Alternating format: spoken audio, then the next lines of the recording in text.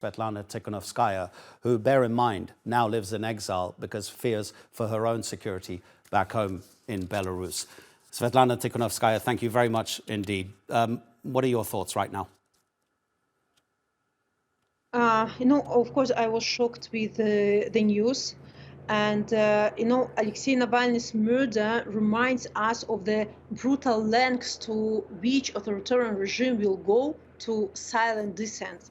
In Belarus, we too are fighting a regime that doesn't hesitate to imprison, torture, or even kill to maintain its grip on power. And, I truly believe that this moment demands a united stand from the international community. Silence and inaction embolden dictators everywhere, from Minsk to Moscow. We must honor Navalny's memory by intensifying our efforts to support those fighting for their fundamental freedoms in Belarus and beyond. The courage of Alexei Navalny, who paid the ultimate price for his commitment to democracy and human rights, must inspire us all. I recall the last message of Alexei in his video that people, your power, don't be afraid to use this power. And the international community must act decisively to protect political prisoners and hold oppressive regimes accountable. And the same forces that seek to crush dissent in Russia are at work in Belarus. And our response must be on the unwavering support for each other's fight for justice and freedom. Many Western leaders are saying exactly the same as you are saying. But of course, at the moment, there is no evidence for whether he was killed, murdered, or died a natural death. Even if there is an investigation, will you believe what it says? Guys, there shouldn't be investigation to understand that people who are kept in Belarusian or Russian prisons as political prisoners is a slow killing of people. People are kept in awful conditions. They don't have enough food, water, even air. People are put in punishment cells. It's awful places. I want you never experience this, but it's like slow killing of every political prisoner in like gulag prisons.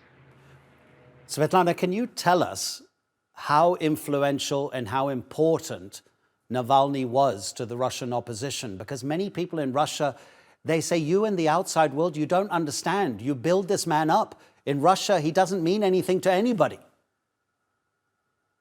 Navalny wasn't only a symbol of another Russia. He was a real fighter. I understand myself how it's difficult to return to a country where you're sure will be detained for your fight and for your freedom. I can't do this. My husband is already in prison, is kept incommunicado. I also don't know anything about his fate. But Navalny, with his strong act, when he returned to Russia, he showed that I'm strong, you are weak. And if you put me in prison, so you show your weakness. Dictators don't care about this, of course, but it was a strong message to the Russian people. Look, I'm brave to return, and you have to be also brave. So I want to believe that most of Russians really are fascinated by bravery of Navalny. Not everybody can have the same courage, but Navalny can be an example for others. And, maybe somewhere deep in the heart, population of Russia support him. Actually, maybe I'm naive, but I want to believe in this. In Belarus, for example, I know that majority of Belarusians are against dictator Lukashenko, and they are ready to fight with this when new moment of opportunity comes.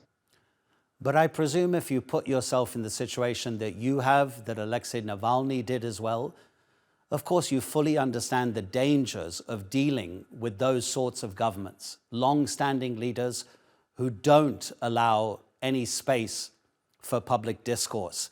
But Sviatlana, in that kind of case, is there any way you can actually genuinely keep yourself safe? Was Navalny expecting to die before his time? He was only 47. look, no one can feel safe in Belarus at the moment, in prisons or even when they like in so-called freedom in Belarus. Regimes, tyrants, dictators are ready to detain or even to kill any opponent who wants better for their country. You know, I really want Belarus to be prospective, to be return to its root to Europe. But Lukashenko doesn't care about people. Regimes don't care about people. They care only about their own power, and just the only thing that they can stay in power is through repressions. So, of course, you know, it's scary to fight with the regimes. And that's why it's so important for a democratic, powerful world to show that fighters for democracy are not alone. Of course, we will not be able to do everything by ourselves. We need strong shoulder of those countries who already enjoy democracy, and they are united with the values that people of Belarus are paying with their freedom for. Sviatlana Tsikhanouskaya, thank you very much indeed for sharing your thoughts with us on TRT World. We appreciate it. Thank you.